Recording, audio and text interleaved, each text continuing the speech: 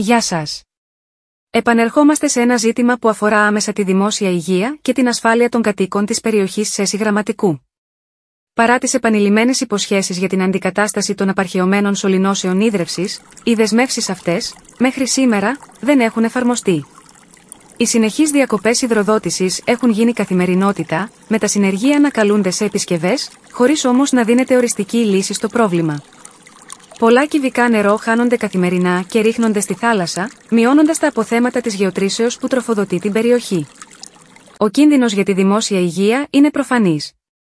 Σε κάθε σπάσιμο, το δίκτυο γεμίζει με λάσπη και ακαθαρσίες, οι οποίες μεταφέρονται στις κατοικίες. Οι πυροσβεστικοί κρουνοί της περιοχής, κρίσιμοι για την αντιπυρική προστασία, αχρηστεύονται από τις διακοπές νερού, θέτοντας σε κίνδυνο ανθρώπους και περιουσίες, ειδικά κατά την καλοκαιρινή περίοδο. Οι κάτοικοι απαιτούν από τους αρμόδιους να τηρήσουν επιτέλους τις υποσχέσεις για την πλήρη αντικατάσταση του δικτύου ίδρευσης. Μέχρι τότε, τα προβλήματα συνεχίζουν να επιβαρύνουν την καθημερινότητά τους, με κίνδυνο για τη δημόσια υγεία και την ασφάλεια.